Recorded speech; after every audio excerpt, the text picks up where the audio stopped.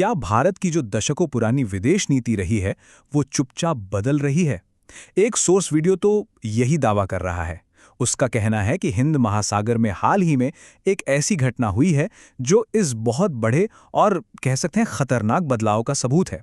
तो चलिए इसी दावे की गहराई में उतरते हैं और देखते हैं कि आखिर मामला क्या है। तो इस पूरी कहानी की शुरुआत होती है एक जहाज के डूबने से।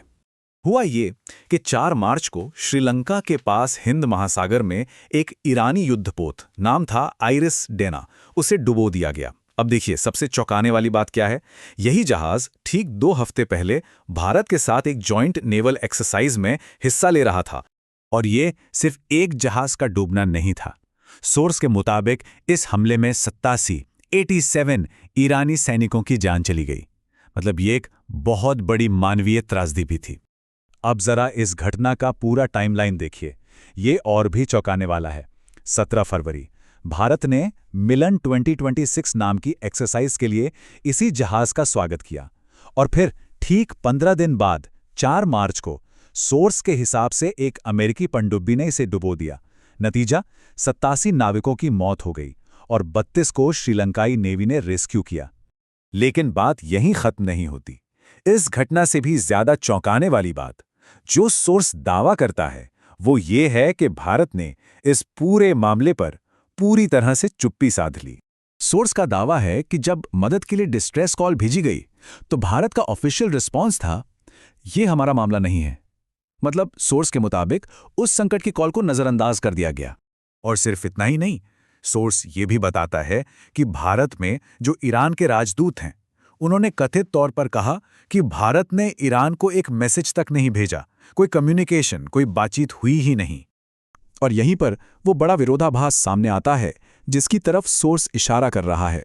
देखिए, एक तरफ तो भारत खुद को हिंद महासागर का नेट सिक्योरिटी प्रोवाइडर और गार्जियन यानी कि संरक्षक कहता है, और दूसरी तरफ सोर्स का दावा है कि एक दोस्त देश का जहाज डूब जाता है और कोई रिएक्शन तक नहीं आता। तो मतलब साफ है, ये मामला सिर्फ एक जहाज के डूबने का नहीं है।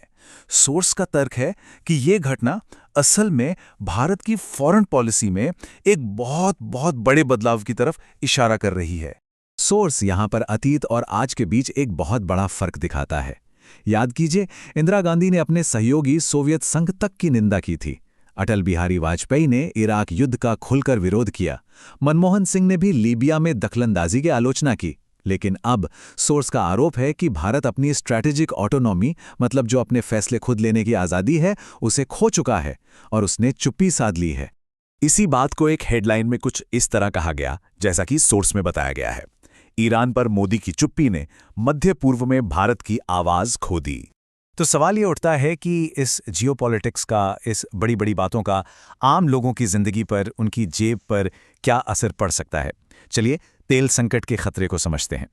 देखिए, स्ट्रेट ऑफ हॉर्मुज़ ये वो रास्ता है जहां से दुनिया का लगभग 20% तेल गुजरता है और सोर्स का दावा है कि ईरान ने अब इसे बंद कर दिया है। अब जाहिर है इससे एक बहुत बड़ा संकट खड़ा हो गया है। इसका सीधा मतलब ये हुआ कि भारत की जो एनर्जी सिक्योरिटी है वो अब 2 तरफ से घिर गई है। एक तरफ रूस पर लगे प्रतिबंध और दूसरी तरफ मिडिल ईस्ट में ये नाकाबंदी।